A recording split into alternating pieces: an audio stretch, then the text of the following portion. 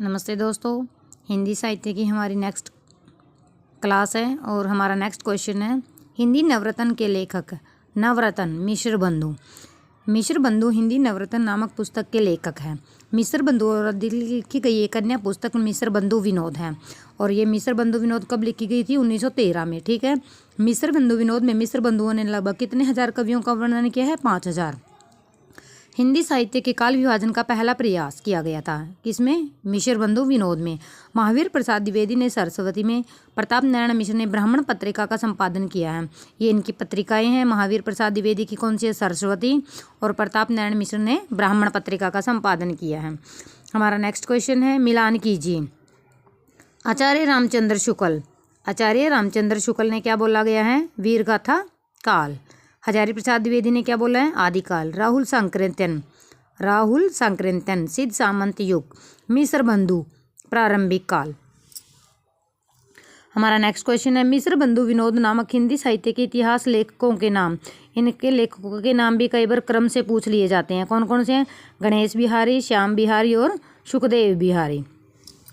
हमारा next question है आचार्य रामचंद्र शुक्ल ने हिंदी साहित्य का इतिहास के आधुनिक गद्य साहित्य परंपरा का प्रवर्तन के अंतर्गत प्रथम उत्थान की कालावधि यानी पहले उत्थान की कालावधि कब मानी गई है? 1925 से लेकर 1950 विक्रमी संवत तक।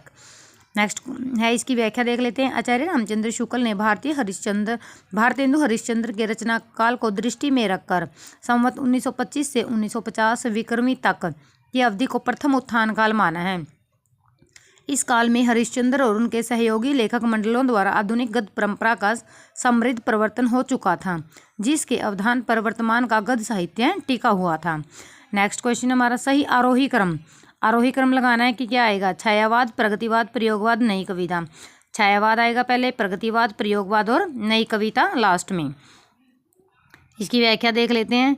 हिंदी साहित्य में छायावाद विकास आचार्य महावीर प्रसाद युगीन कविता के उपरांत बांग्ला काव्य के प्रावर स्वरूप हिंदी में प्रकट हुआ। छायावाद नामक संज्ञा का प्रयोग सर्वप्रथम किसने किया था? ये क्वेश्चन आया हुआ था। छायावाद का सबसे पहले प्रयोग किसने किया है? मुकुटधर पांडे ने, जिसकी समय सीमा 1918 से लेकर 1936 मानी जाती है।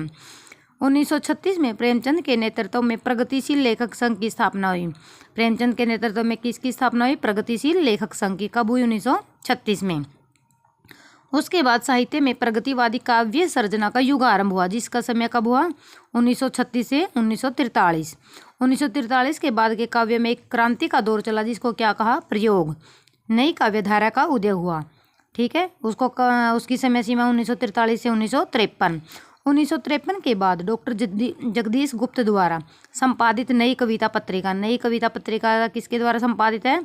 डॉक्टर जगदीश गुप्त द्वारा आधुनिक काव्य का जन्म हुआ, जिसका नाम इस पत्रिका के नाम पर ही नई कविता दे दिया गया, जिसकी समय सीमा में आधुनिक काल भी आता है।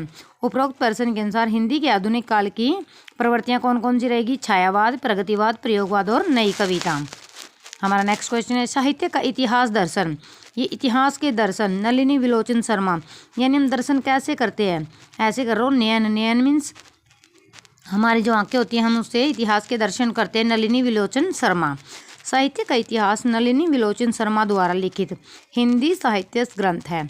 डॉक्टर नगेंद्र ने हिंदी साहित्य का इतिहास 1973 में तथा नंद दुलारे वाजपेयी ने हिंदी साहित्य 20वीं शताब्दी 1945 में साहित्य से संबंधित ग्रंथ लिखा है। ये हमारी आज की सीरीज थी। ऐसे ही हम डेली थोड़े थोड़े क्वेश्चन करते रहेंगे। Thank you for your support.